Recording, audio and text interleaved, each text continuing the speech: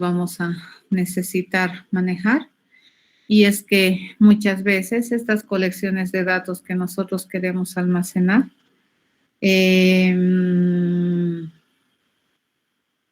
tienen un comportamiento dinámico, que significa que podemos aumentar datos a la colección basado en algunas condiciones que probablemente a priori no nos permiten determinar un tamaño específico de datos que va a tener la colección.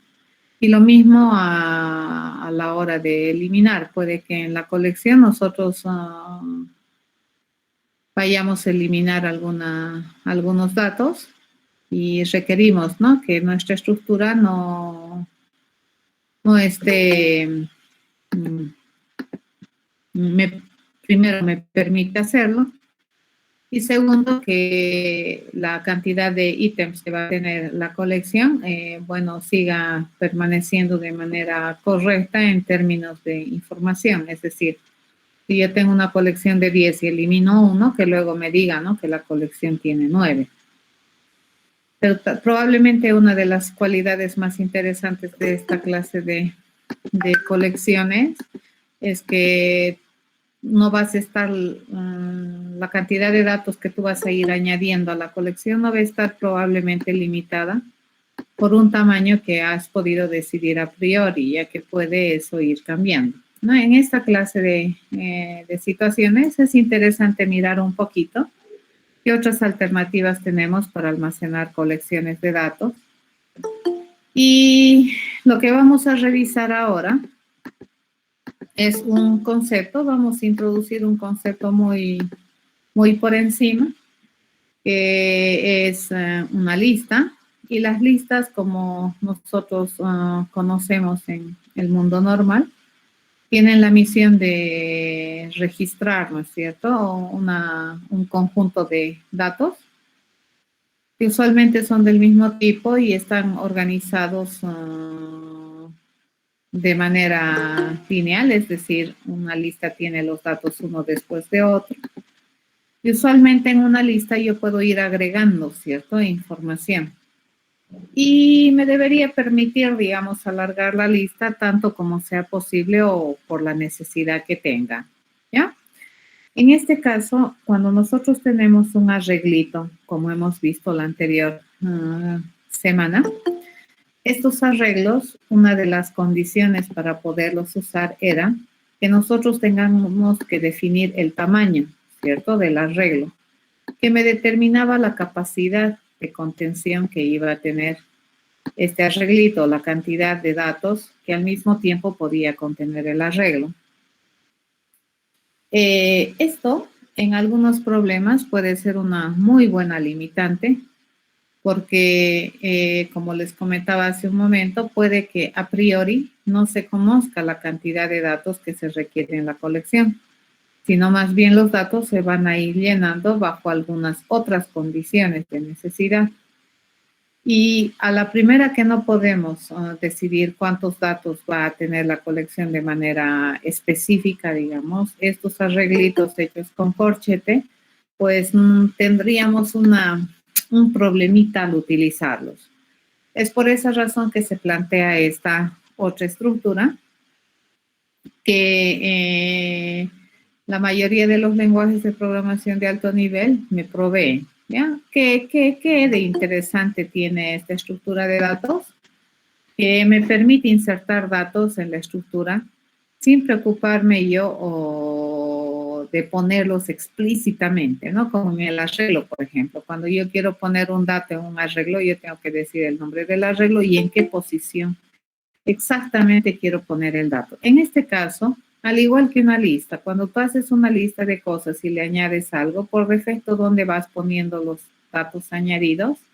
Al final de la lista, ¿cierto? Y esa tu lista puede crecer tanto como sea requerido.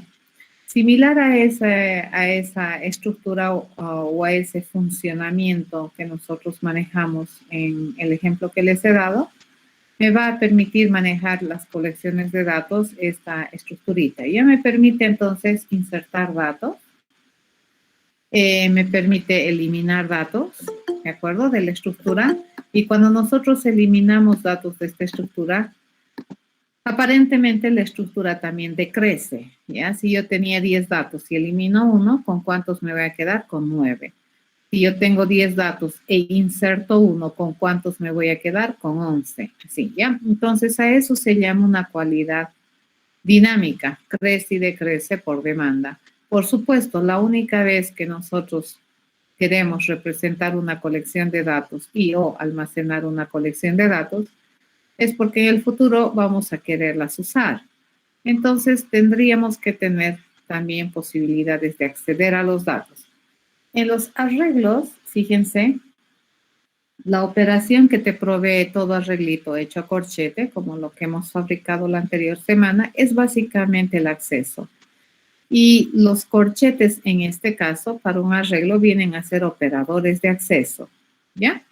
En estas estructuras que vamos a ver hoy día, pues ya son un poco tipos de datos un poco más fabricados, le llamaremos, que me permiten, además de hacer estas operaciones básicas mínimamente, me pueden permitir hacer otras operaciones adicionales, que en el arreglo no están. Ya en el arreglo, si queremos hacer algo, tenemos que implementarla. El programador tiene que hacerse cargo de implementar. ¿Ya?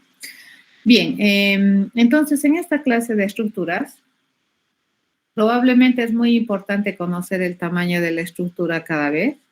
¿Por qué razón? Porque como crece y decrece dinámicamente, entonces va a llegar probablemente un momento en el cual la colección,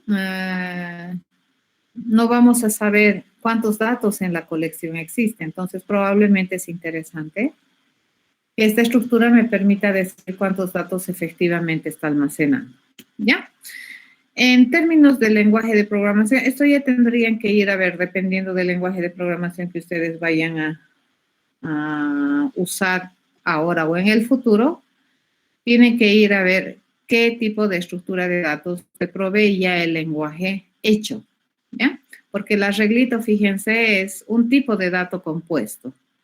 En terminología Java es un pseudo objeto, ¿ya? Pero en otros lenguajes básicamente es un tipo de dato compuesto que tenemos que tener el control del tamaño primero, ¿ya? A través de definir su tamaño con una capacidad que me va a determinar la cantidad máxima de datos que puede tener. Más de esos datos al mismo tiempo no puede tener en un arreglo hechito con corchetes. Estas no. Entonces, como les recomendaba al principio, lenguaje de programación que vayan a estudiar o a aprender, tienen que fijarse, ¿no es cierto?, qué prestaciones de servicio, qué biblioteca estos lenguajes de programación. Esto que les estoy mostrando hoy es ya una estructura construida del lenguaje de programación. Nosotros no tenemos que construirla o no tenemos que implementarla. Esa sería la mejor manera de decir, sino más bien tenemos que usarla y beneficiarnos, ¿no es cierto?, de las operaciones que pueda tener esta estructura. Bien, cuando nosotros utilizamos una de estas estructuras ya construidas en tu lenguaje, necesariamente, ¿no?, para poder identificar tu instancia, necesitas ponerle un nombre. ¿Qué necesitas también especificarla? ¿Qué tipo de datos esta estructura va a contener? Obviamente, somos responsables de definir los contenidos, ¿no es cierto? Su finalidad de esta estructura de datos sigue siendo almacenar contenido. La diferencia, fíjense, entre un arreglo hechito a corchetes con este que vamos a utilizar es que el tamaño, y esto vamos a ser cuidadosos, ¿de acuerdo? El tamaño que nosotros percibimos como usuarios de esta estructura va a ser equivalente a la cantidad de datos efectivos que tiene. Entonces, si yo le he añadido 5 datos, el tamaño va a ser 5, ¿de acuerdo? En estas estructuras no es necesario decirle, bueno, antes de poner los 5 datos, yo tengo primero que reservar 5 espacios de memoria. No, ¿de acuerdo? Como se hacía en los arreglos hechos a corchete. Esa es una interesante ventaja para ciertos problemas. No necesitamos conocer a priori el tamaño de nuestra estructura estructura, ¿no?, de nuestra colección. Y podemos ir formando la colección a medida que sea necesario o requerido, ¿ya? También en estas estructuras existe el concepto de posición. De todas maneras, si tenemos 10 elementos, entonces estos van a estar posicionados consecutivamente, indizados desde el 0 hasta el 9 inclusive. ¿De acuerdo? Así funciona. Entonces, si eliminamos un dato de esa estructura de 10 datos, entonces mis índices correctos van a ser del 0 al 8. No importa cuál dato eliminas, si del principio, del medio o del final. Esa es una propiedad de estas estructuras, ¿no? Como les comentaba, en este caso lo que nosotros vamos a hacer es utilizar ya bibliotecas hechas en el lenguaje de programación. La mayoría de los lenguajes de programación de alto nivel ya tienen estas bibliotecas, en estas bibliotecas implementadas estas estructuras que permiten almacenar colecciones de datos de manera dinámica. En el caso del lenguaje Java que estamos utilizando como lenguaje para probar que el pensamiento funciona, todo lo que me dispone el lenguaje de programación está organizado en paquetes, ¿no? Y todos estos paquetes están ubicados en la gran biblioteca de Java. Entonces, lo que nosotros tenemos que hacer es prestarnos cosas de la biblioteca del lenguaje de programación, que en caso de Java se llama Java, ¿ya? Entonces, tú le dices, si yo quiero prestarme, por ejemplo, de la gran biblioteca de Java, de la sección de utilitarios, util, le digo, quiero prestarme esta estructura de datos que es el ArrayList. Entonces, el ArrayList, en terminología de Java, es una estructura de datos ya construida. Lo único que nosotros tenemos que hacer es utilizar, ¿de acuerdo? Y tiene esa cualidad de permitirme almacenar colecciones de datos de forma dinámica. Es decir, a medida que yo requiera almacenar datos, lo único que le digo es almacenar, ¿ya?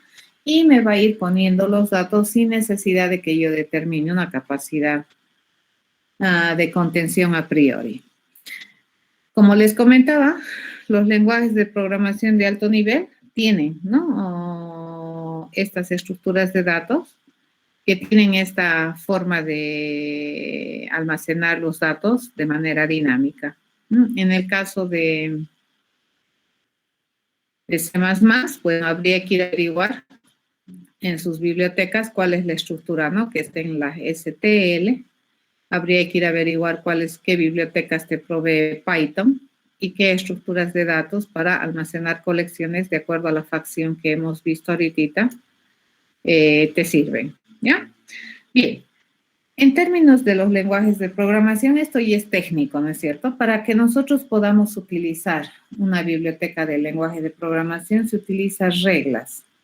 Directivas se llama ya, o sea, son reglas que me permiten solicitar al lenguaje de programación el uso de alguna prestación de servicios o de alguna construcción funcional que ya esté hecha en el lenguaje. En el caso de Java se utiliza la palabra import. Entonces, import me dice queremos importar. En todo caso, quiero utilizar, ¿ya?, de la gran biblioteca de Java, ¿qué cosa?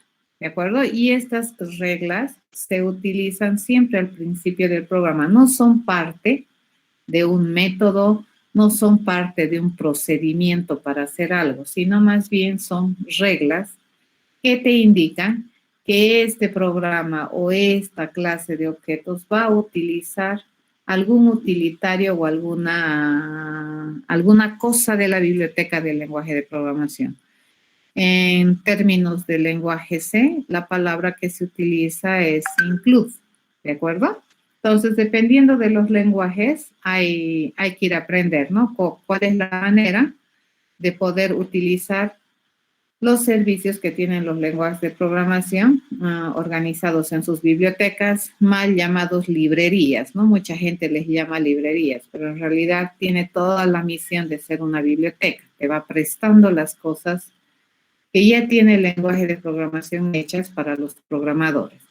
En este caso, fíjense, si nosotros queremos utilizar esta estructura de datos que me permite almacenar colecciones de datos de forma dinámica, yo lo primero que tengo que decirle es que quiero importar de la gran biblioteca de Java de la sección de utilidades esta clase, que es un ArrayList que representa los objetos que me permiten almacenar colecciones de datos de algún tipo con ese formato dinámico.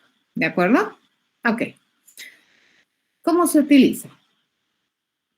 Y esto es más o menos independiente del lenguaje de programación. La mayoría de los lenguajes de programación así funcionan, ¿no? Tiene que haber una forma de prestarte desde el lenguaje, vas a utilizar alguna prestación de servicio del lenguaje. En el caso de Java, lo vamos a hacer con esa regla de importar.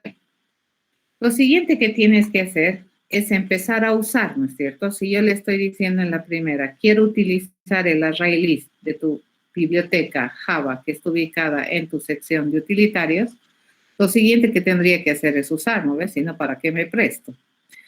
Entonces, en este caso, fíjense, ¿cómo se utiliza este ArrayList? Se utiliza como si fuera, en realidad ¿ya? Es una clase que me va a permitir definir o declarar, en este caso, un objeto. Acá, ¿qué estamos haciendo? Estamos declarando un objeto que le estoy llamando lista. ¿Quién va a almacenar la colección de datos? La lista. ¿Ya? ¿Y esta lista qué va a hacer? Va a ser un objeto de esta clase que es una estructura de datos que a su vez se compromete a tener datos de esta clase. ¿Ya? Entonces, recordemos siempre esto, jamás hay que olvidarse que por definición una colección resulta ser un conjunto de datos de una misma naturaleza que están agrupados por algún objetivo. ¿De acuerdo? Eso es una colección desde el punto de vista de definición normal que tenemos en la vida cotidiana. Entonces, aquí, ¿qué yo le estoy diciendo? Nosotros queremos tener una lista que va a ser una colección de cosas que van a ser de esta clase. ¿Ya? Entonces, eso es la declaración. Lo siguiente que tenemos que hacer para poder utilizar un objeto es construirlo, ¿correcto? Aquí hemos declarado el objeto de clase lista, de clase ArrayList, y el nombre de ese objeto es lista. Pero mientras nosotros no construyamos el objeto, este nombre es solamente una intencionalidad para en el futuro nominar a un objeto de a de veras real construido, ¿no? Entonces, para que nosotros tengamos el objeto, ¿qué tenemos que hacer? Instanciar o construir. ¿Cómo se hace? Con el operador new. Entonces, vamos a construir. Fíjense, aquí yo le estoy diciendo que mi objeto denominado lista, vamos a construir como un nuevecito objeto de la clase ArrayList que se compromete a almacenar objetos de esta naturaleza y no le mando datos de entrada. ¿De acuerdo? Entonces, por defecto, en este instante de tiempo, esta estructura se ha creado como una lista vacía, pero ya está preparada, ya está disponible para poder empezar a ingresar datos. ¿Ya? Pero hasta aquí, fíjense, esta lista está vacía. ¿Necesito decirle cuántos datos va a tener? No, esa es la diferencia con el arreglo. En el arreglo nosotros teníamos dos instancias, ¿no es cierto?, de definición. Uno era construir o definir el tamaño del arreglo, y una vez que definíamos el tamaño, recién podíamos empezar a poner datos. En este caso, no.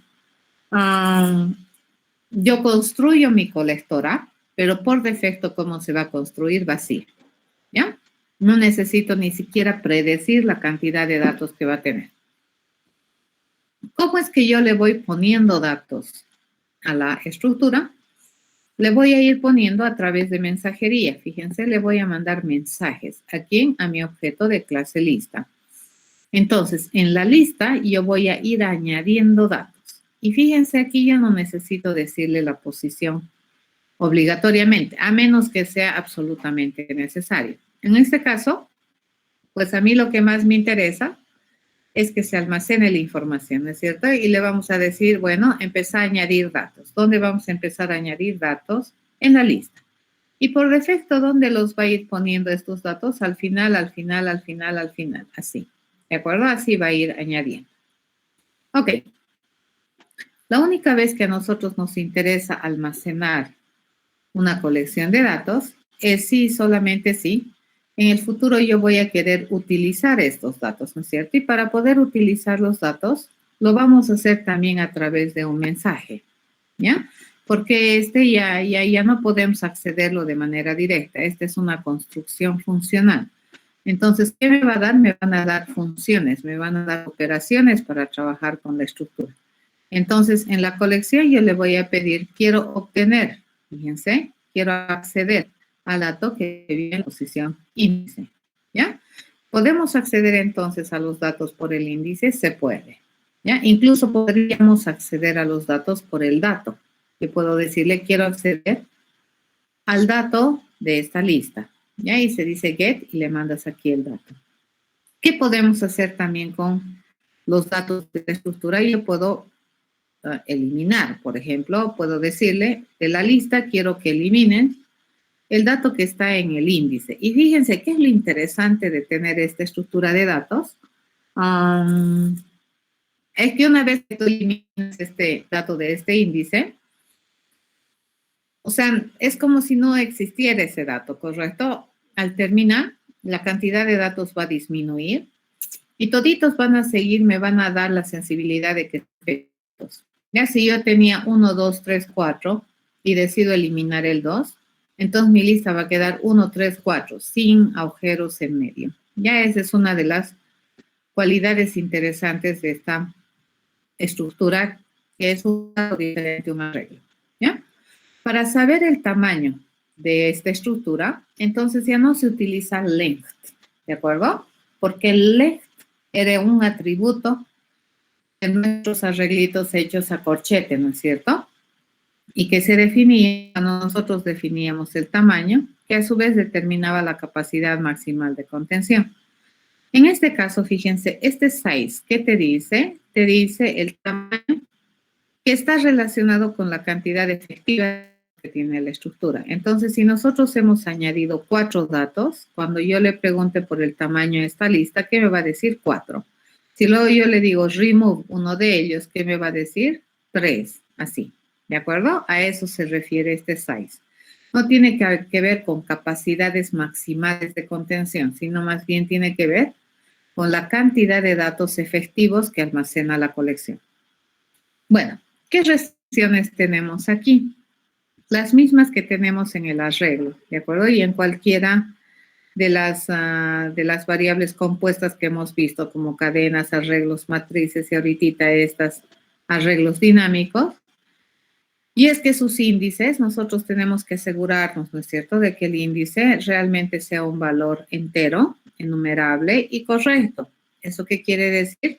Que realmente represente una posición dentro de la colección.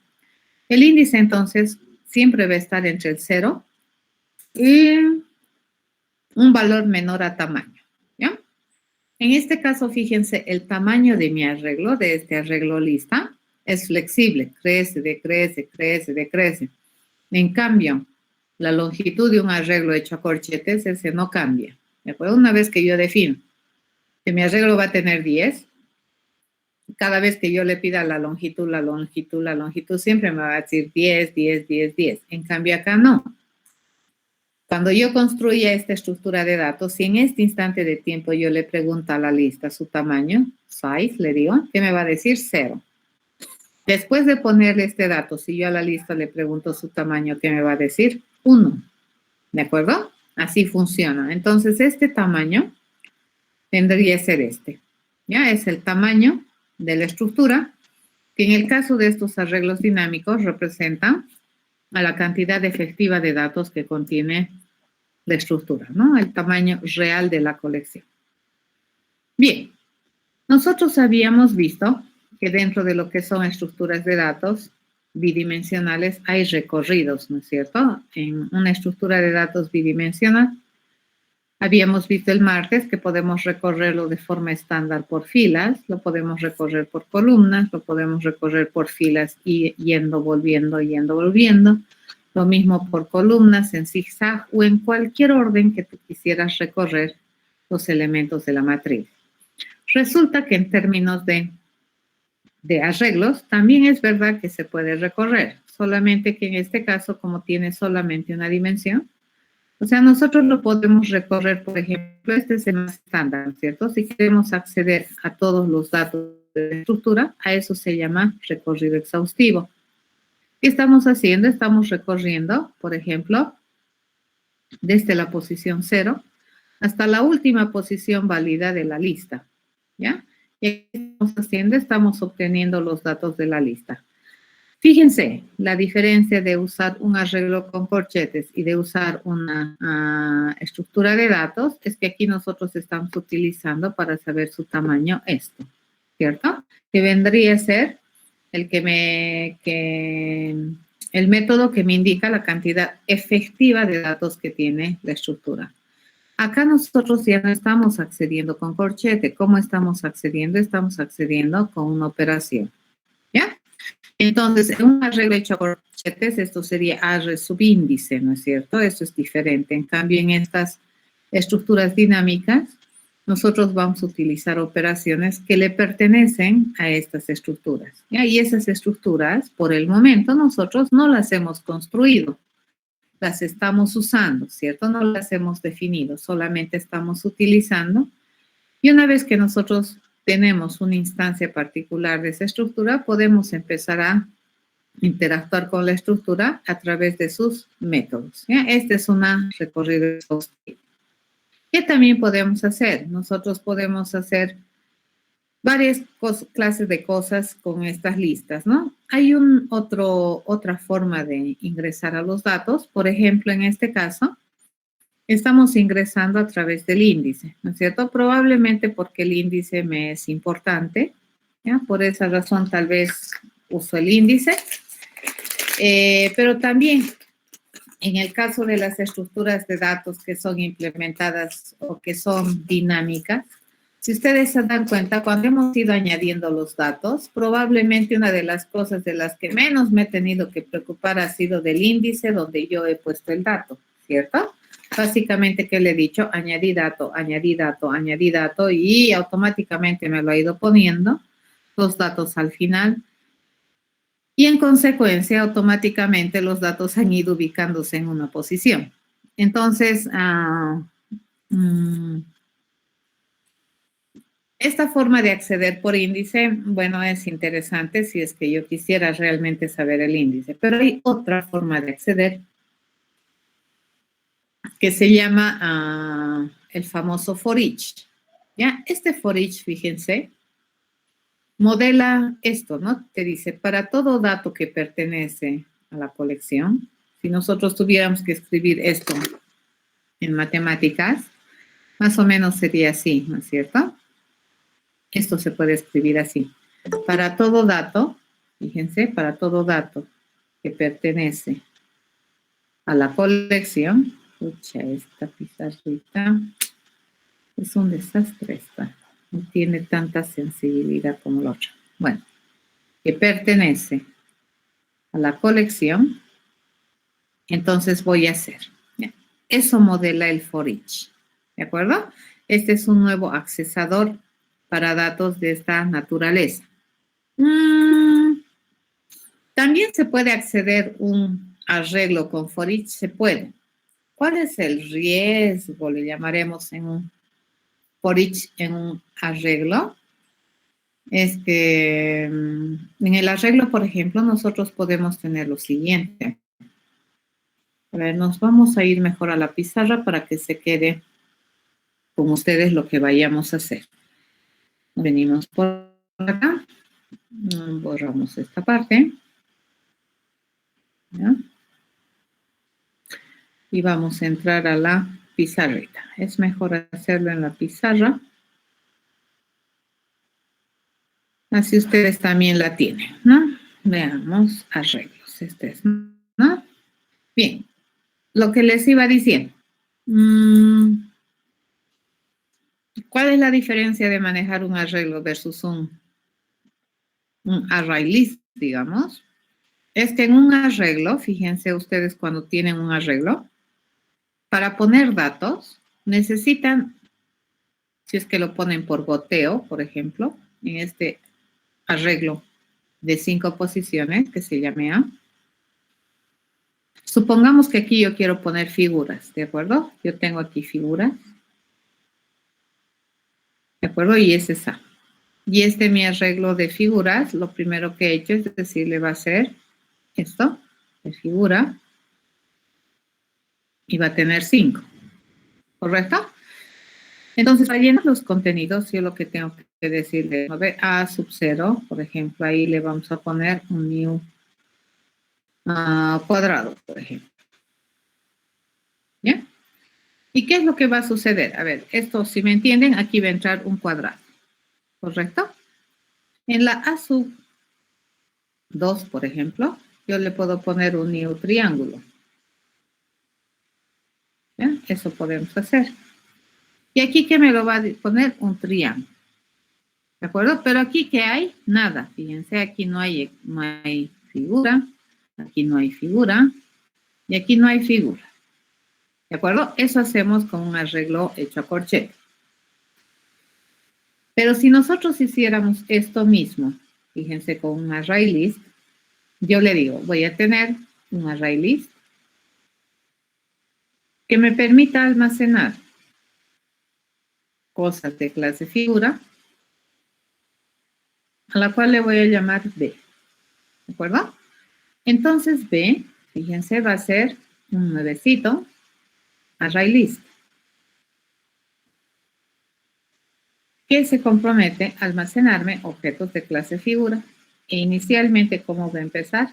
Vacío. Entonces aquí fíjense B, así más o menos se dibuja, ¿ya? B es ahorita una colección. ¿Cómo está la colección? Vacía. Acá yo le puedo decir, fíjense, B punto añadir. Y le digo que le vamos a añadir un nuevo rectángulo.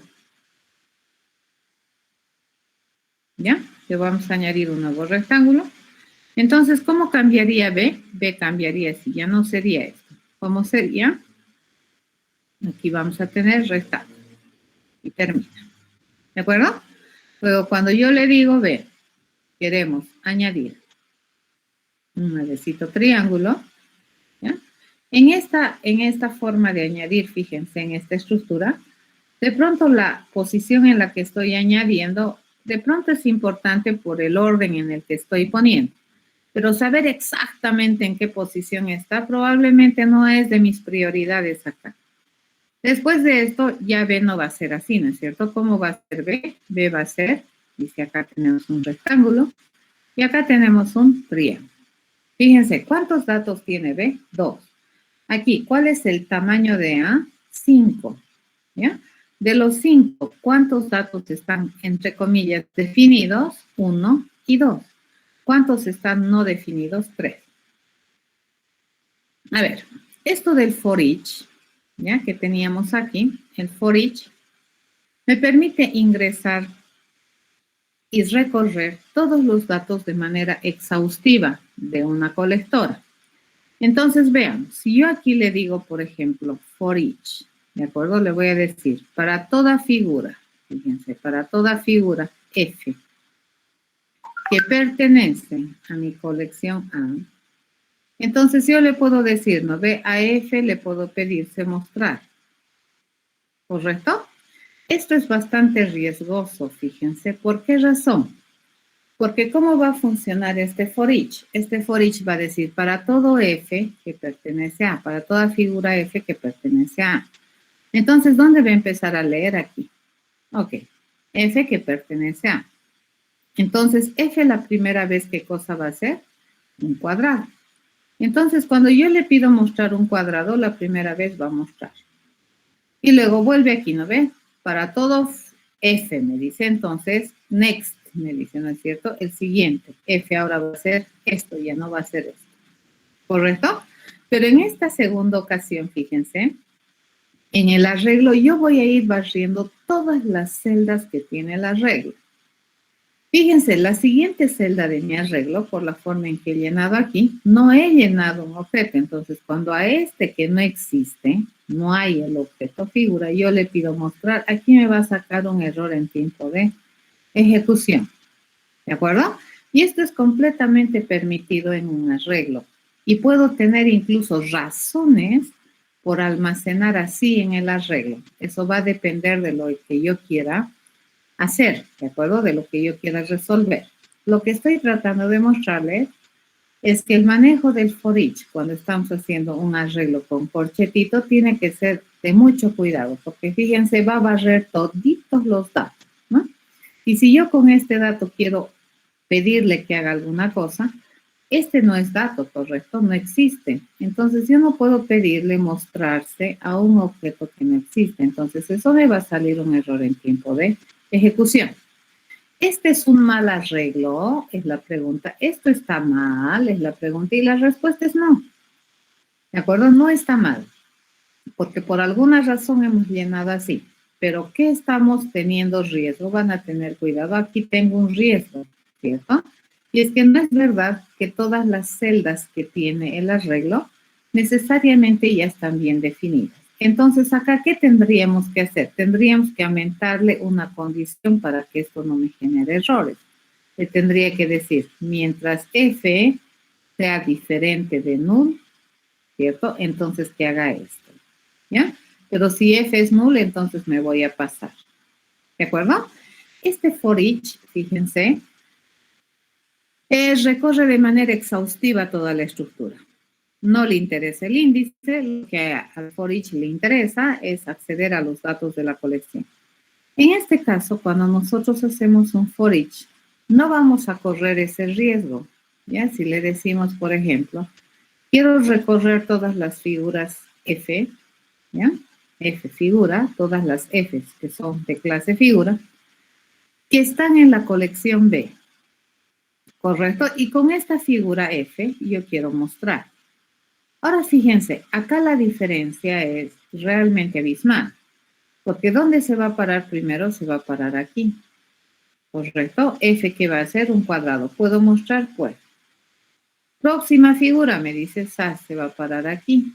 Y esa es una figura. ¿Puedo mostrar? Puedo mostrar. ¿De acuerdo? Y una vez que termine, entonces termina también el for each. Esa es una ventaja de tener esta estructura de datos que crece y decrece por demanda. Obviamente sería loco, fíjense, que yo añada a mi estructura un null, ¿no ve? Considerando que esto no es dato, esto es un pseudo dato, ¿de acuerdo? Null es cualquier objeto y esto no es interesante. Y entonces esta no es buena idea. El null que significa que no existe, entonces si no existe, ¿para qué lo añado? ¿Estamos de acuerdo? Aquí tú me puedes decir, pero licenciada, ¿para qué ha definido 5 si no va a usar? Es que bueno, bajo algún criterio hemos debido definir 5, por ahí a lo sumo 5, pero no todos, ¿de acuerdo? Van a tener harto cuidado. Este null, ¿qué significa? No existe, ¿de acuerdo? Entonces a alguien que no existe no le puedo pedir hacer cosas. En este caso, fíjense, nunca va a haber un null aquí, ¿ya? Nunca. Y el tamaño de esta estructura en este instante de tiempo, ¿cuánto es? 2. Pero si aquí le hubiéramos preguntado el tamaño, era 1. Pero si aquí le hubiéramos preguntado el tamaño, era 0. En cambio aquí, una vez que definimos el tamaño, después de esto, cuando yo le pregunto el tamaño de A, siempre me va a decir 5. ¿Ya?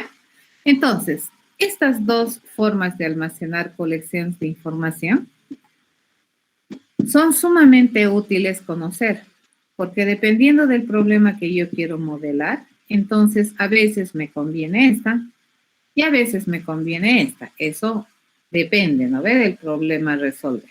¿De acuerdo? Así funciona el for each. Entonces, el for each es una estructura de control de acceso, ¿ya? Es una estructura de control de repetición. ¿Para qué fines? Repite, ¿no es cierto? El acceso. Entonces va a ir recorriendo de manera sistemática y exhaustiva todos los elementos de mi colección. Y sirve tanto para colecciones hechas a manito como para colecciones que son dinámicas. Cuando tenemos estas estructuras dinámicas, tenemos esta otra forma de recorrer. ¿De acuerdo? Y esta forma de recorrer, fíjense,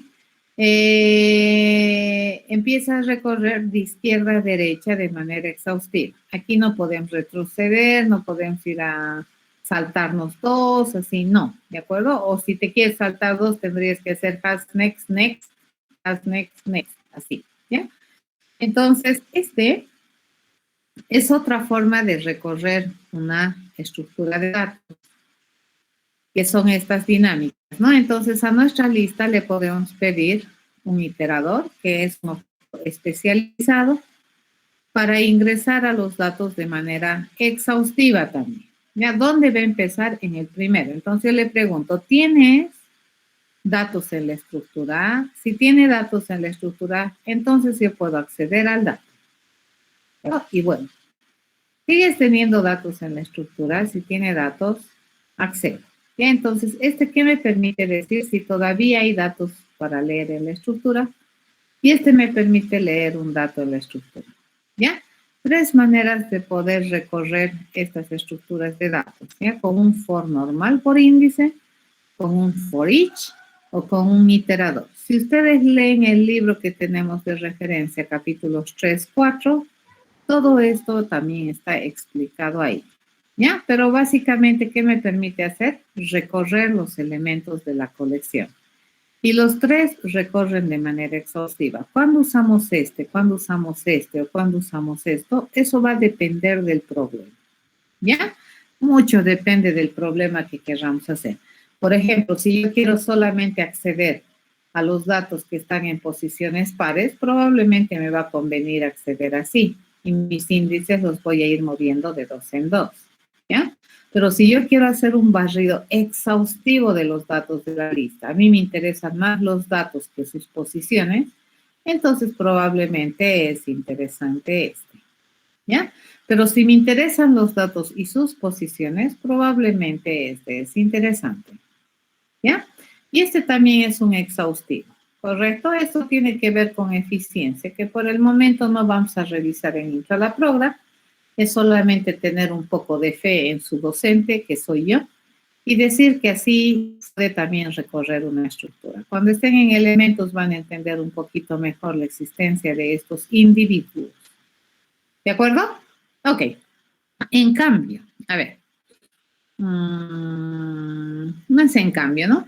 Para recorrer exhaustivamente un arreglo hecho a manito, podemos utilizar esta forma, ¿no es cierto? ¿Cuál sería la equivalencia, digamos, en hecho a manito? Si yo tengo un arreglo así, hecho a mano, podríamos hacer lo siguiente, ¿correcto? Si tenemos ese nuestro A, yo le puedo decir for, le digo, int i, 0, hasta que i sea menor a la longitud de A.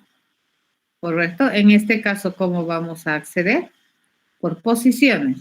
Y yo le digo A sub i, así se accede, ¿no es cierto? En un arreglo hecho a manos. Van a tener harto cuidado con los riesgos, ¿no ve? De que en este tipo de arreglos pueden haber celdas huecas, ya que no hayamos definido. Entonces, eso tenemos que tener harto cuidado. Podemos usar un for each, ¿cierto? Ya les he mostrado cómo se usa un for each, entonces yo le digo, para todo objeto, en este caso si es que es recorremos mía, habíamos dicho para todo figura F que pertenece a mi colectora A. Entonces, ¿qué vamos a hacer? Vamos a hacer algo con F. En este caso, fíjense, me interesa más el dato. Aquí también me interesa el dato, pero también me interesa saber en qué posición están. ¿Ya? Esos son los dos recorridos. Con un arreglo hecho a mano no hay el tercer recorrido, que sería el iterador. ¿Ya? Podemos entonces recorrer, fíjense, de manera exhaustiva, es decir, barrer, ¿no ve? Todos los datos de la estructura.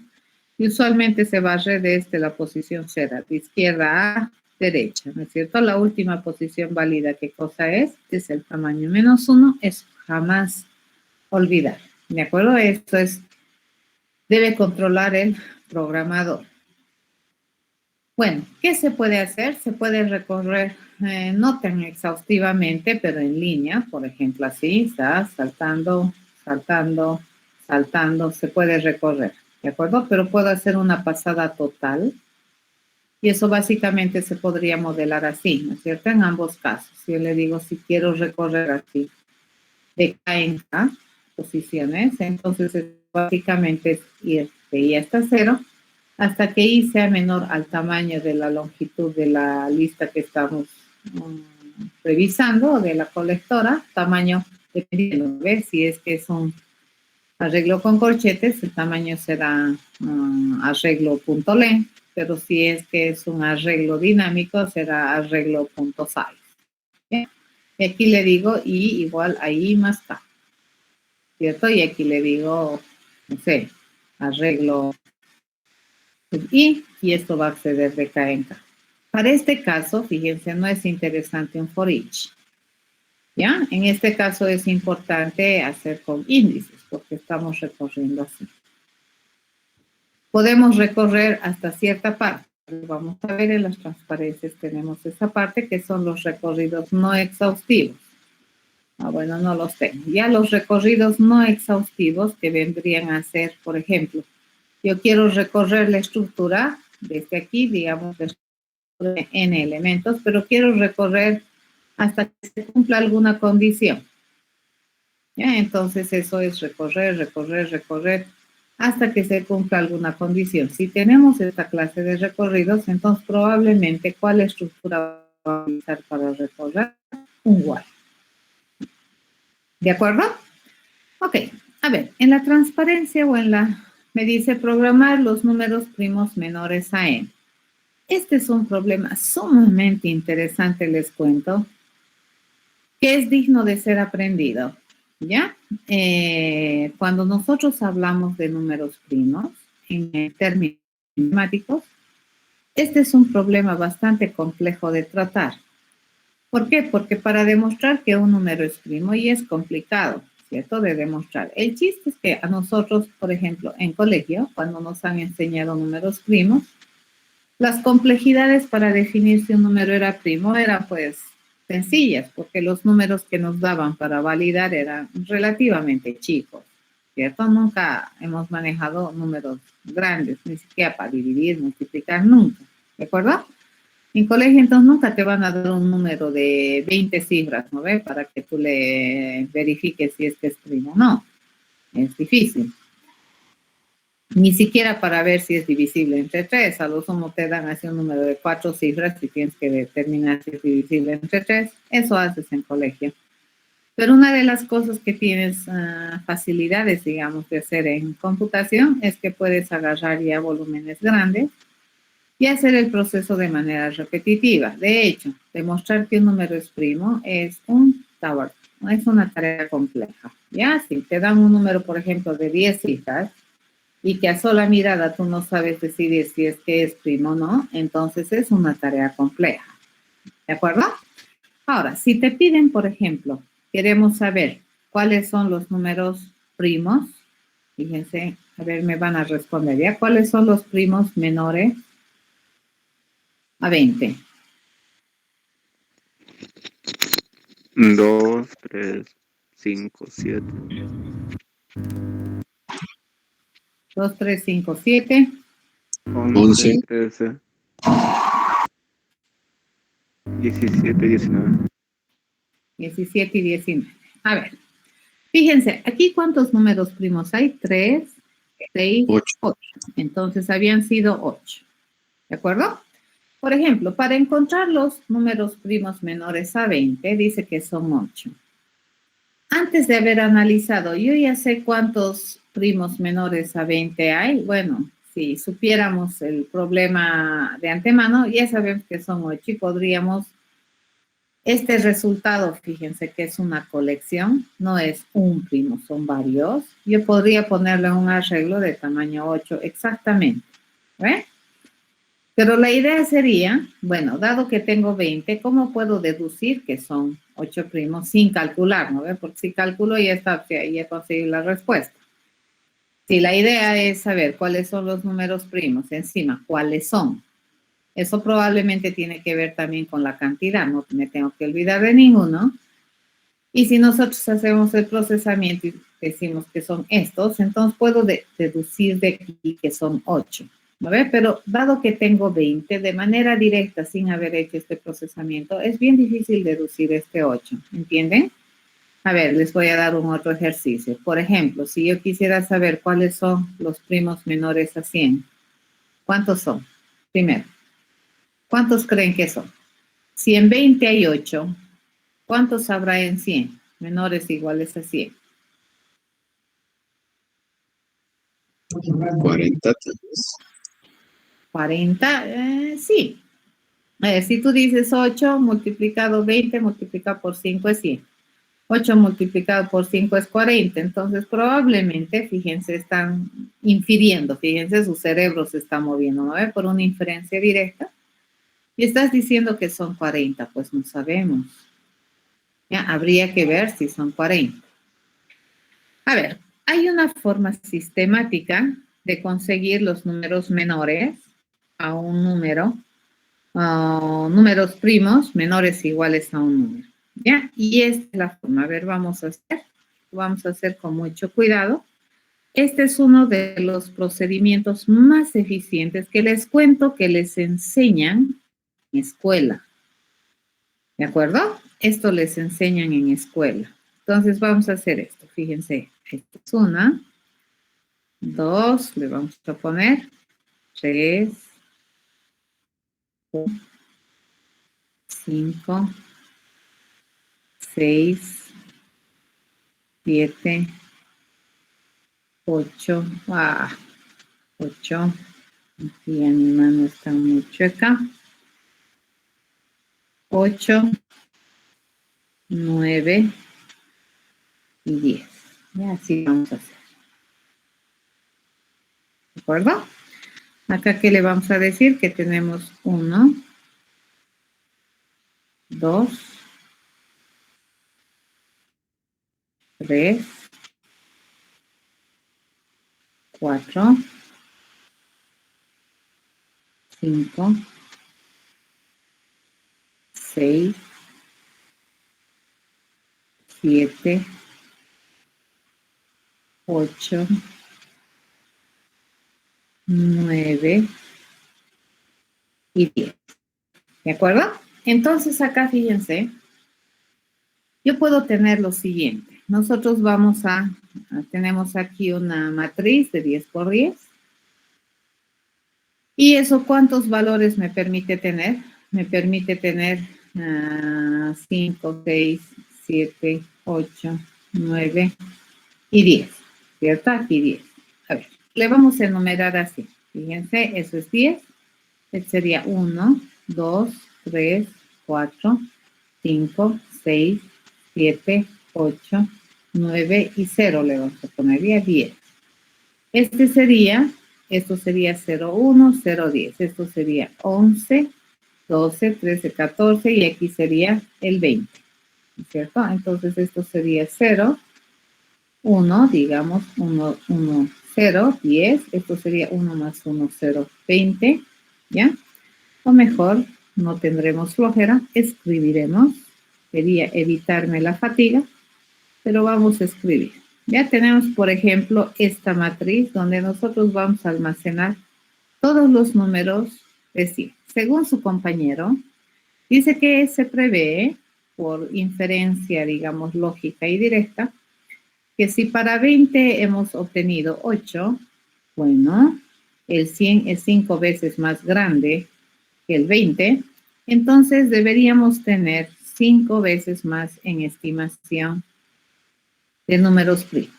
¿Correcto? Entonces le digo 25, 26, 27, 28, 29, 30. Y así. Hasta aquí, hasta que este sea el 100. Fíjense, este es 91, 92, 93, 94, 95, 96, 97, 98, 99 y 100. ¿En qué consiste este procedimiento que se llama la famosa criba de Eratóstenes, que es uno de los procedimientos más eficientes y rápidos que existe para definir la cantidad de números primos menores o iguales a un número n? ¿Ya? ¿En qué consiste? Lo primero que tú tienes que hacer es definir el límite de preguntas que tú vas a hacer. ¿De acuerdo? A ver, si no supiéramos esto de la criba de Eratóstenes, ¿cómo sabríamos cuántos números primos menores iguales a 100 hay? Tendríamos que ir a decir, ¿no? El 1 es primo, no. El 2 es primo, sí, entonces primo. El 3 es primo, sí, entonces primo. El 4 es primo, no. El 5 es primo, sí. El 6 es primo, no. El 7 es primo, no. El 8 es primo y así, ¿no? Tendríamos que ir preguntando uno por uno si es primo. Pero ahora fíjense, saber que el 10 es primo es un proceso complicado porque yo tengo que ir a ver la cantidad de divisores exactos que tiene 10. La cantidad de divisores exactos que tiene este 10 están comprendidos entre 1 a la raíz cuadrada de 10, que sería del 1 al 3, están sus divisores exactos que me permiten decidir si es que este 10 es primo o no. ¿De acuerdo? Entonces, a medida que este número crece, fíjense, la cantidad de posibles divisores exactos que tiene el número va a crecer. Entonces, veamos cómo es el funcionamiento de esta criba de Eratóstenes. Y me dicen, a ver, vamos a hacer este proceso varias veces, tantas veces como me diga el límite. Y el límite está dado por la raíz cuadrada de 100. Cuando n es 100, digamos, queremos saber los menores primos iguales a 100. Entonces, este va a ser mi límite. Le decimos que es 10. ¿Ok? El 1, fíjense, nunca es primo, ¿de acuerdo? Porque no tiene dos divisores exactos. Por eso no es primo. Por defecto vamos a decir que todos los números son primos, a menos que no sean, ¿ya? Entonces entramos aquí, le digo, 2 es menor que 10, menor o igual que 10, sí me dice. Entonces, este es primo, ¿correcto? Este es primo. Y le voy a decir que todos los múltiplos de 2 son no primos. Por ejemplo, todos estos no primos, ¿de acuerdo? Toditos estos, fíjense que están aquí, son múltiplos de 2. Pero también estos son múltiplos de 2. Estos tampoco son primos. ¿Correcto? A ver, ¿quién me dice cuántos números he eliminado del espectro de búsqueda? 51. 51. ¿Correcto? Fíjense, solamente eliminando los múltiplos de 2, yo ya me he quedado con 50 menos. ¿Correcto? Esto está mal. Esto que estaba haciendo hace rato está mal. Lo vamos a rectificar. Nos arrepentimos. Este no es verdad, no es verdad, no es verdad y no es verdad. ¿Quién vendría a ser? Este era el 9, 19, 29 y así. Fíjense, toditos esos no son primos. ¿Correcto? Seguimos. ¿Qué me toca leer? El 3. Le digo, bueno, el 3 está limpiecito. 3 es menor, igual que 10. Sí, me dice. Entonces, este es primo. ¿Correcto? Y vamos a empezar a eliminar a todos los múltiplos de 3. ¿Quiénes son múltiplos de 3? El 6, ¿cierto? El 9. ¿Quién más? El 12. ¿Quién más? El 15. ¿Quién más? 18. El 21. 21. El 24. 27. El 30. Oh, qué bonito se está eliminando, ¿cierto? ¿Quién vendría después? El 33. ¿Cierto? Luego, ¿quién vendría? 36. 36. Luego, 39. Fíjense cómo se está eliminando así, ¿no ve? Ese se va a eliminar, este se va a eliminar, este se va a eliminar, ¿correcto? Luego, este también se va a eliminar, este se elimina, este se elimina, se elimina, se elimina, se elimina. ¿Correcto? El 30, luego, ¿cuánto tengo que bajar acá? Este era el 39. El siguiente, este sería el 49, el 39, 40. ¿El 50 es múltiplo? No, el 60, ¿cierto? Este. Se elimina. 60, ¿correcto? Esto viene aquí. Pausar, eliminar. ¿De acuerdo? ¿Quién también es múltiplo? El 90 y por hecho el 99. ¿Ya? ¿Cuántos más he eliminado aquí? He eliminado, al parecer, 1/3 de la tabla, ¿puede ser? 1/3 de 100. No hubiera debido eliminar unos 30, tranquilamente por el múltiplo de 3. ¿Correcto?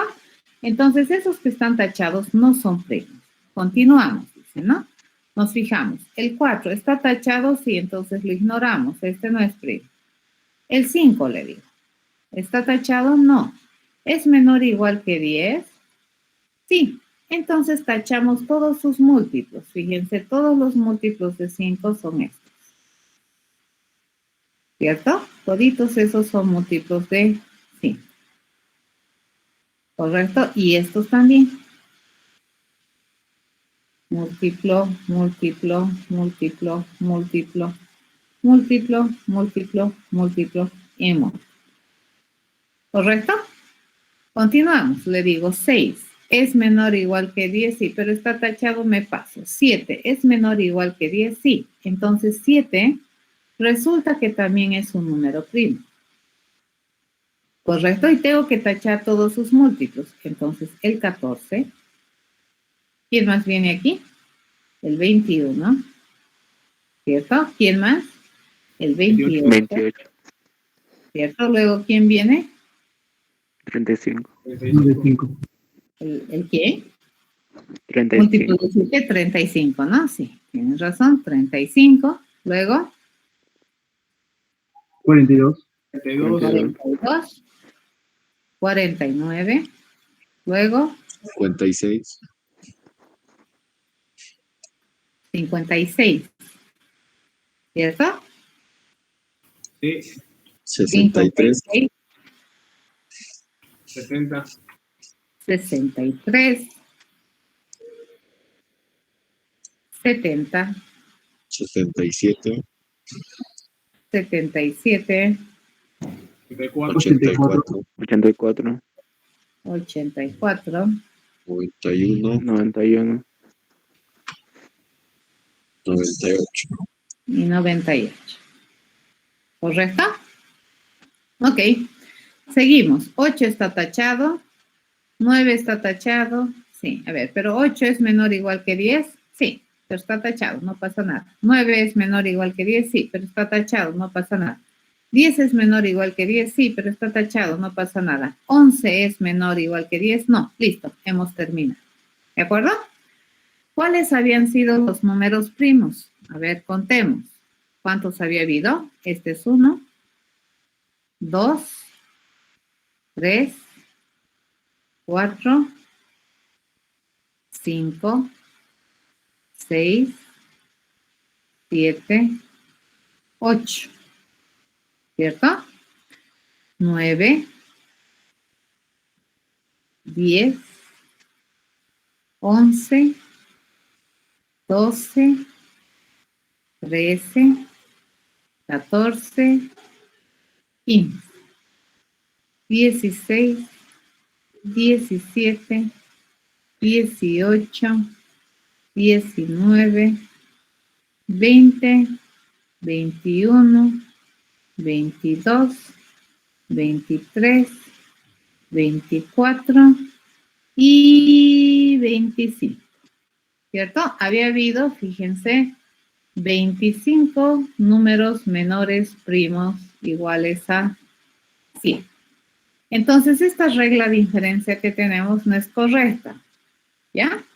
Pero también no podemos, o sea, no se puede deducir así por simple inspección, digamos, tratar de encontrar una relación, ¿no ve? 28, 100, 25, entonces 200, tratar de hacer una inferencia es medio raro, no es tan estable, ¿de acuerdo? Porque si fuera estable, sería más fácil decidir cuáles son los números primos o cuántos hay, ¿ya? En este caso, fíjense, este algoritmo es el famoso algoritmo de Eratóstenes que está trabajado sobre una criba y se le conoce a esto que acabamos de hacer, a eso se le conoce como la criba de Eratóstenes.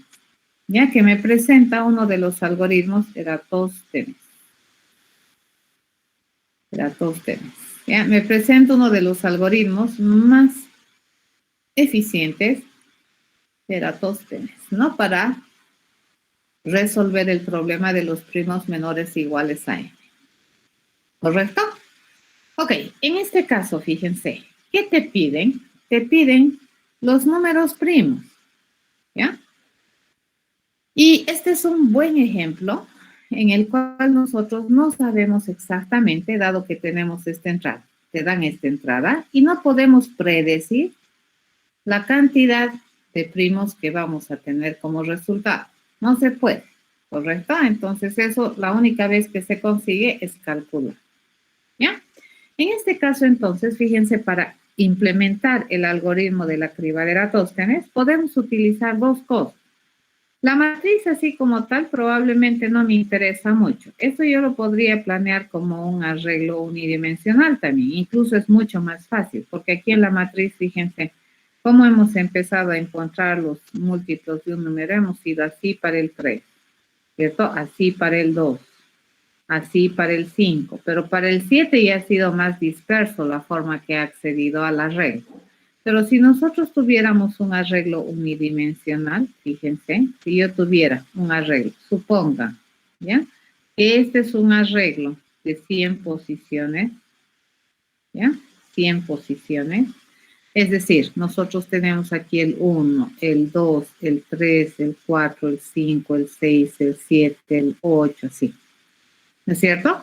¿Cómo yo puedo saber cuáles son los múltiplos de 2? Para saber los múltiplos de 2 es facilito. Fíjense, yo tengo que saltar como canguro, de 2 en 2. Y cada vez que encuentro una celda saltando de 2 en 2, esos son múltiplos. Sas, tacho, tacho. ¿Correcto? Aquí voy a encontrar tacho. Y de 2 en 2, tacho. ¿De acuerdo? Así, ¿no? ¿Y cómo yo encuentro los múltiplos de 3? Fíjense, los múltiplos de 3, y empiezo, bueno, los múltiplos de 3. El primero está a distancia 3.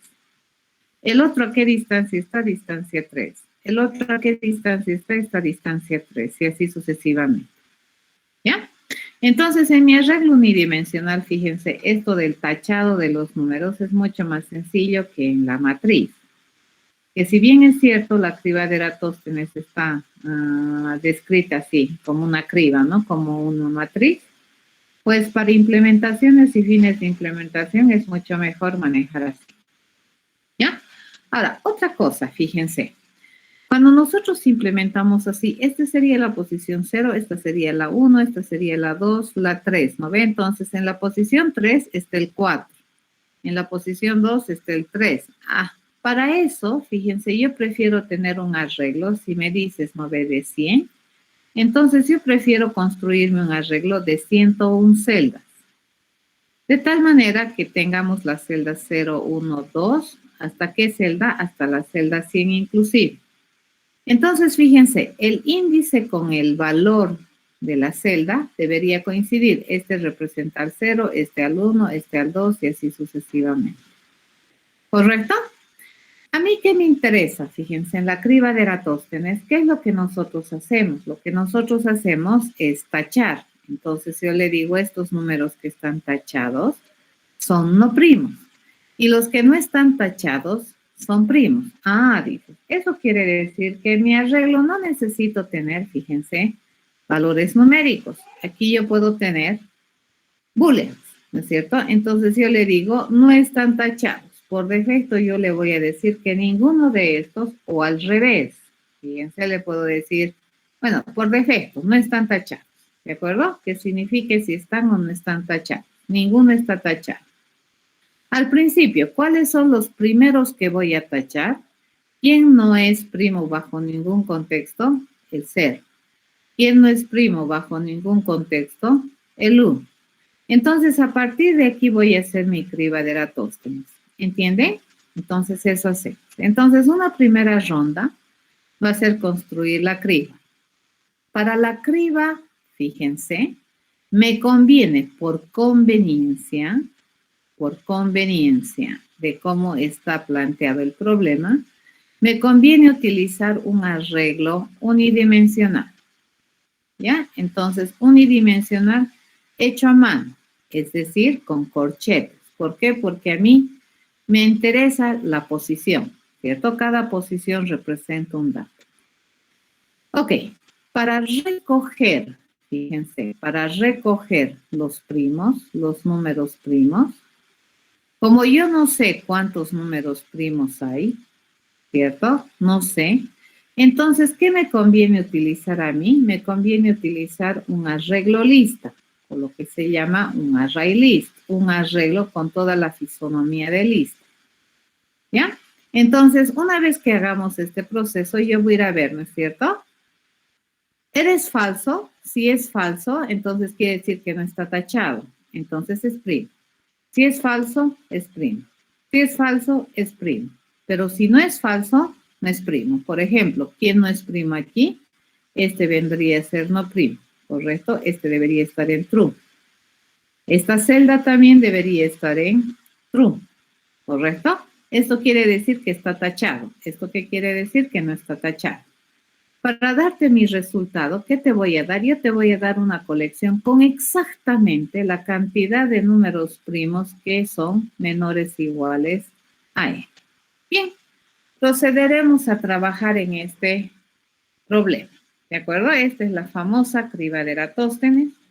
En este caso me conviene modelar mi criba como un arreglo unidimensional para fines de tachar los múltiplos, ¿no es cierto? Me estoy dando que los múltiplos están a distancia acá. Por ejemplo, los múltiplos de 2 están a distancia 2, ¿cierto? En la celda unidimensional. Los múltiplos de 3 están a distancia 3. ¿Correcto? Los múltiplos de 5, ¿a qué distancia estarían? 5. 5. Y así, ¿no ve? Los múltiplos de 7 están a distancia 7 más 7 más 7 más 7. Oh, eso es lindo, ¿correcto?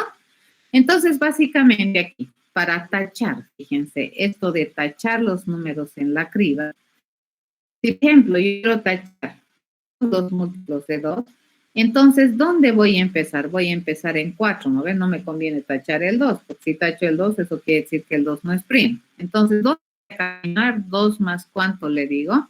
Le digo más 2, ¿correcto? Entonces, ¿dónde voy a empezar a tachar? En el 4. Y luego camino más 2, tacho.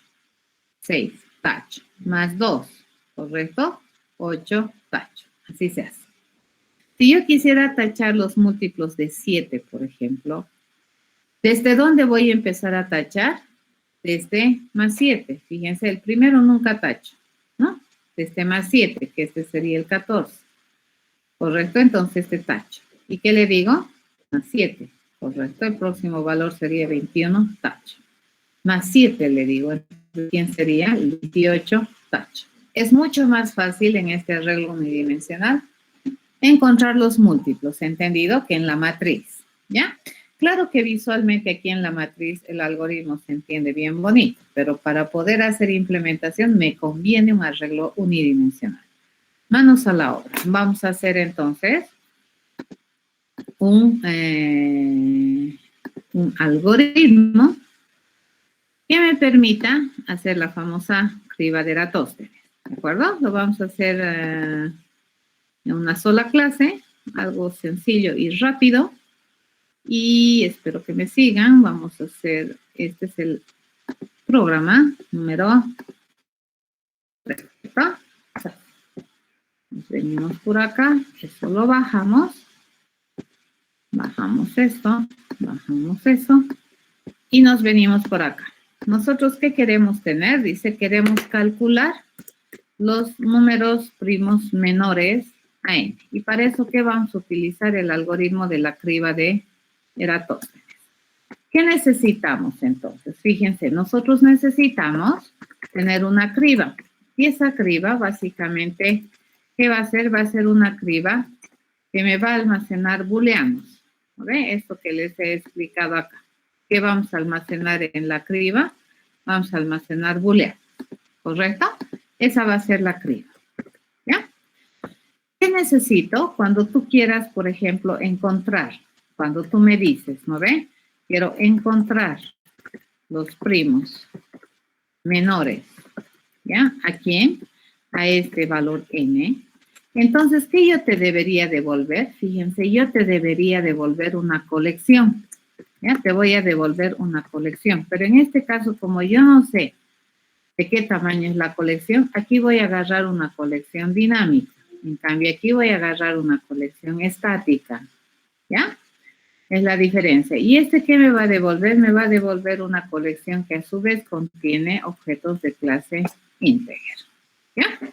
Bien, lo primero que tenemos que hacer entonces, si es que tenemos n, fíjense, es conseguir esa criba, ¿no es cierto? Si nuestro n era 100, entonces nuestra criba ¿de qué tamaño iba a ser? De 101, eso habíamos dicho. Entonces construimos, le digo, la criba va a ser a una nuevecita criba que me permita tener ¿cuántos booleanos? Tantos booleanos como me dice n, ¿ya? n más 1. ¿Correcto? Aquí me está pidiendo encontrar los menores primos iguales a n o menores a n, ¿no es cierto? Entonces, n más 1. Por defecto esta criba, fíjense, toditos sus valores se han establecido con falso. ¿Ya? ¿Qué significa? Que no están tachados. ¿Correcto? Ok, una vez que tenemos eso, ¿qué tenemos que buscar? Tenemos que buscar este dato, que es el límite. ¿Es cierto? Entonces aquí le digo, para poder hacer este trabajo, yo también necesito tener un límite de preguntas. Y el límite, fíjense, es equivalente al resultado de ir a calcular la raíz cuadrada de n, ¿ya? Este método o este proceso, fíjense, mensaje, raíz cuadrada de quién de n, eso me devuelve un número real. Eso lo vamos a redondear. ¿De acuerdo? Lo vamos a truncar y vamos a agarrar solamente la parte entera. ¿Listo? Ese es el SQRT, la raíz cuadrada de n. Fíjense, acabo de obtener 1000. Muy bien. ¿Tenemos que recorrer toda la criba? No, ¿ve? Tenemos que recorrer la criba mientras yo vaya visitando valores que son menores o iguales al límite. Entonces aquí le escribo, mientras, le digo, bla, bla, y le digo es menor o igual al límite, ¿correcto? ¿Qué es lo que vamos a hacer? Vamos a ir tachando. ¿Mi i en qué va a empezar? ¿En qué empieza mi i, jóvenes? ¿En 0, en 1, en 2? ¿En qué empieza? En 2. En 2, ¿de acuerdo? Entonces le digo voy a empezar en 2. ¿Correcto? Entonces, en la criba, una de dos. O yo le pongo true, true aquí, o jamás les miro a estas dos celdas. Igual la pérdida de memoria es ínfima comparado con la facilidad que yo tengo de acceso a cada celda relacionado con el valor. ¿No ve? El valor es la posición, ¿cierto? Si yo entro a la posición 2, el valor que yo voy a encontrar aquí es el valor de decidir si es que el 2 está tachado o no. ¿Ya?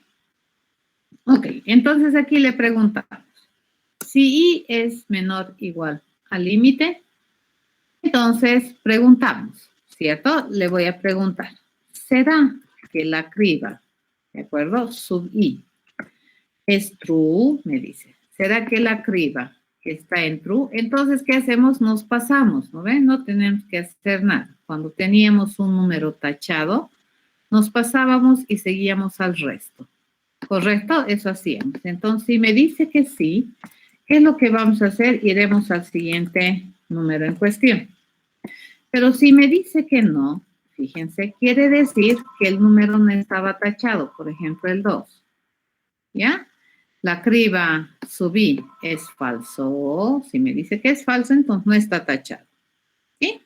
Si no está tachado, entonces, ¿qué tengo que ir a hacer? Tengo que ir a tachar todos los múltiplos de 2. Entonces, aquí le digo, oye, anda a tachar. Le digo todos los múltiplos de 2.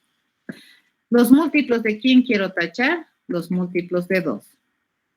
En este caso, serían los múltiplos de i. ¿Correcto?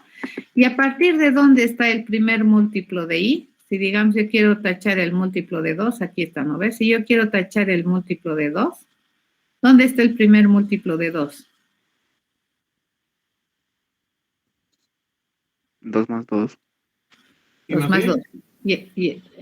Y más i, que sería equivalente a decir 2 por i. ¿Correcto?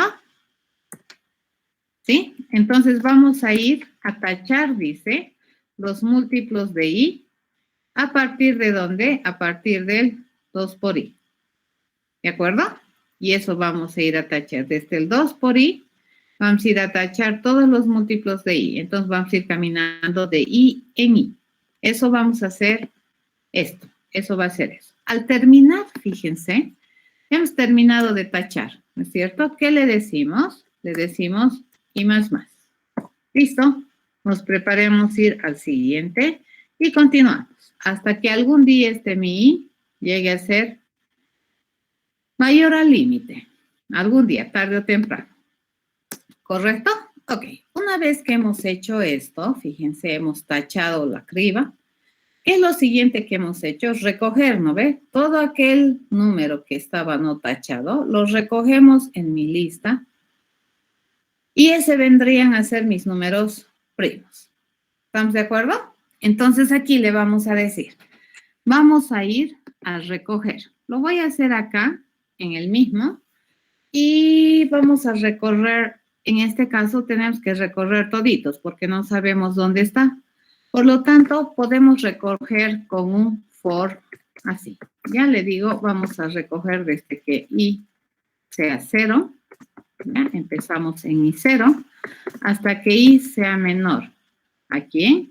A la criba o a N, menor igual a N, que en este caso es el índice superior, ¿ya? E I más más. No me voy a olvidar de ninguno. ¿Ya? Y voy a ir preguntando. Le digo, si la criba sub I está tachada, no recojo, ¿no es cierto? Si está en true, no recojo. Entonces, ¿cuándo nomás recogemos? Cuando está en falso.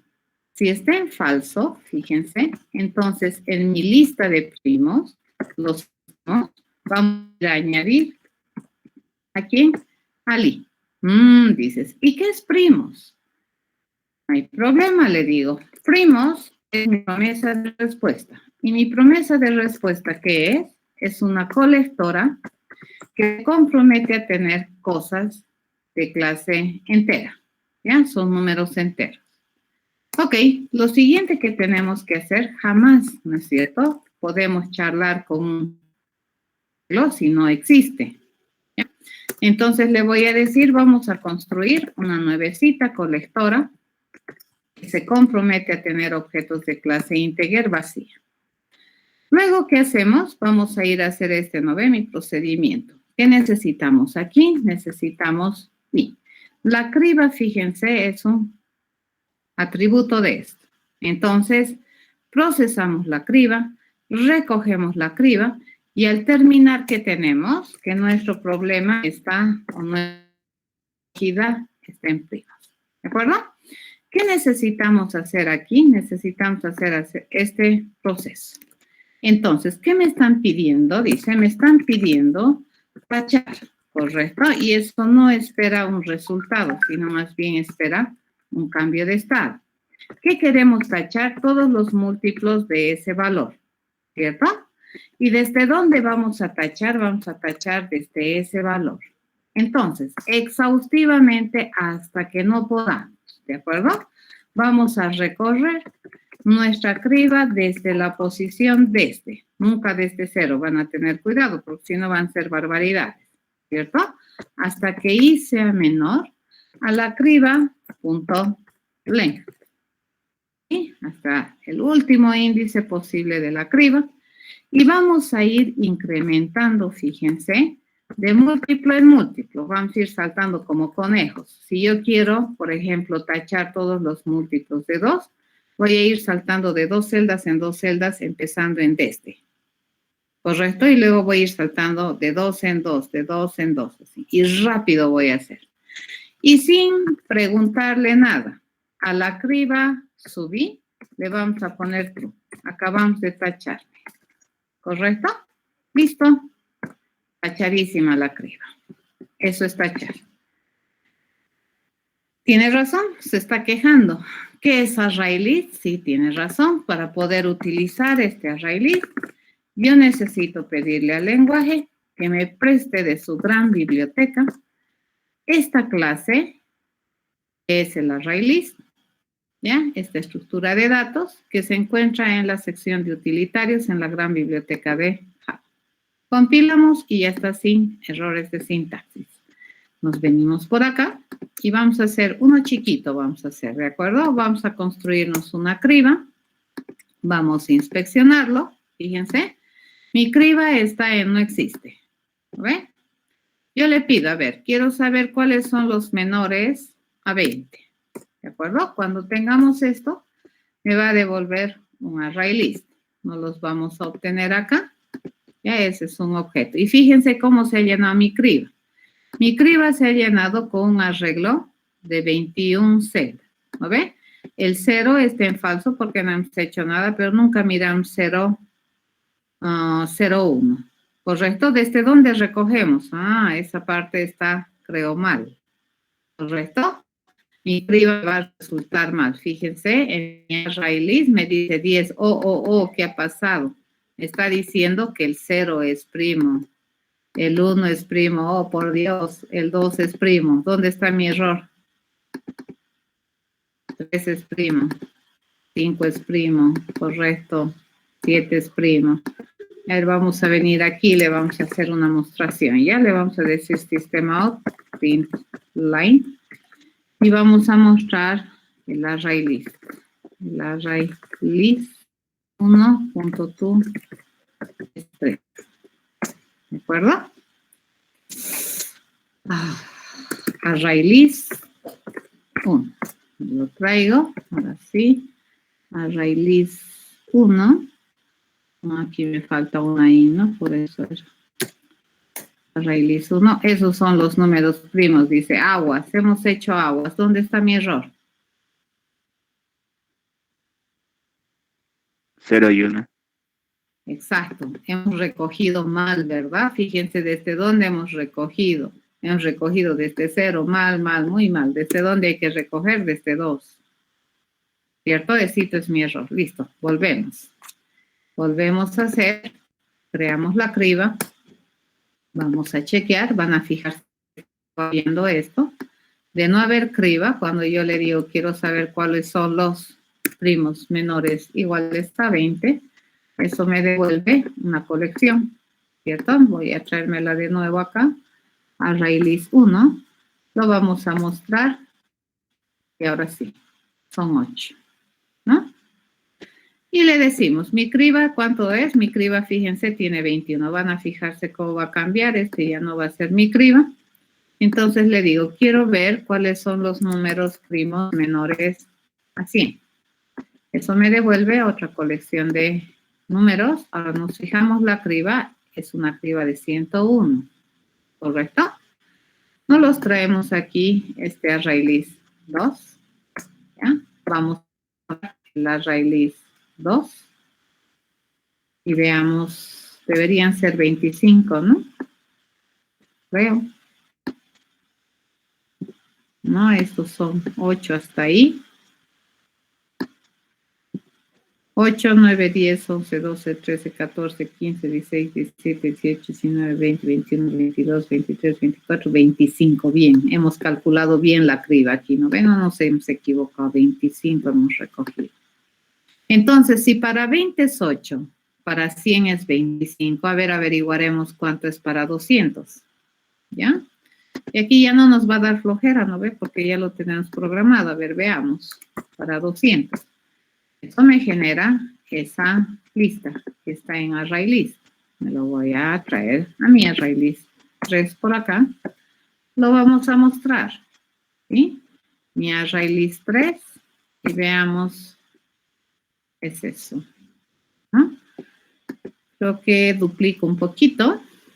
Le preguntaremos al array list 3 cuál es su tamaño, size. Le decimos 46. Fíjense, primos menores iguales a 200 es 46. ¿Correcto? Casi duplica, ¿no? Los 25 de 100. Y con 400, ¿cuánto será? Ese es un problema, fíjense, es un problema bien interesante en el área de la matemática, en el cual la computación es sumamente un instrumento muy interesante para poder mirar, ¿no? Y calcular las cosas de manera rápida. Ese es el 4.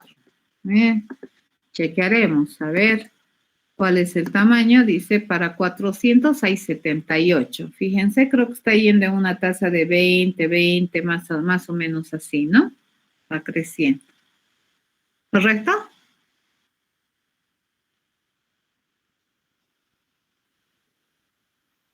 Ok, en este ejercicio que hemos hecho, fíjense, he utilizado los dos.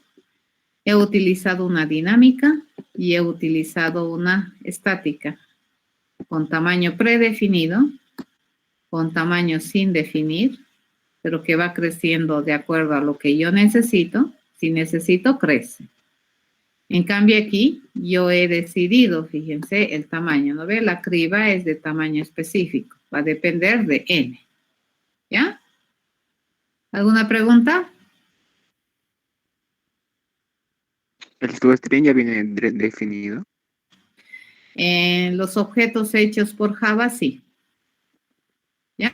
El ArrayList, fíjense, es una clase ya escrita en Java. Ya está hecha, diseñada, implementada. Lo único que nosotros hacemos es usarla. ¿Ya? Y la mayoría de los lenguajes de programación de alto nivel tienen, ¿no? Alguna de estas estructuras ya implementadas con estas prestaciones estándares, ¿no? Como por ejemplo añadir, eliminar, acceder, saber su tamaño, mostrarse o recorrer, digamos, la estructura ya tiene, ¿no? La mayoría de los lenguajes de alto nivel. ¿Está bien? Así se usa, ¿correcto? Entonces, cualquiera de las cosas que nosotros estamos viendo como concepto en la materia tiene su utilidad, ¿ya? En este caso, en este ejercicio, que es muy interesante, hemos utilizado los dos. ¿No ve? Hemos utilizado un arreglito hecho a mano, con corchetitos, con tamaño predefinido, llenándole, ¿no ve? Y así llenándole bien los datos. Y aquí, pero fíjense, ni siquiera he llenado todas las celdas, ¿cierto? Por defecto, todas las celdas, ¿cómo se han llenado? Con falso. Y luego, ¿qué hemos hecho? Solamente las celdas que a mí me interesan las he tachado, ¿no es cierto? Que vienen a ser múltiplos de algún otro valor a través de este método que es tachar, ¿no? Y no he ido toditos, fíjense, aquí he ido saltando como conejo, ¿no es cierto? Como canguro, digamos, dentro de la estructura. Mi recorrido no ha sido toditos los datos, sino he ido seleccionando. Pero en este caso me interesa recorrerlo por índice, ¿no es cierto? Porque los índices ya me están diciendo el valor de los múltiplos, ¿ya? Eso es muy, muy, muy buena idea. ¿Correcto? Y para recoger los datos que son primos de la criba, he utilizado esta mi colectora que es elástico, ¿no? Es como un elástico, añado, así, la cantidad de datos que requiero y no necesito al principio definir de qué tamaño es mi colección. No tengo que decirle va a ser una colección de 25 porque no sé si va a ser una colección de 25. Yo lo único que le digo es que va a ser una colección. Y a medida que vaya encontrando los datos, los voy a ir poniendo y eso me va a generar una colección acorde a las necesidades. ¿Está bien? Listo. La próxima semana avanzamos y con mucho entusiasmo vamos a terminar ya de avanzar materia y luego nos ponemos a hacer ejercicios. Ya su examen ya está, creo, planeado para mediados de junio o principios de junio.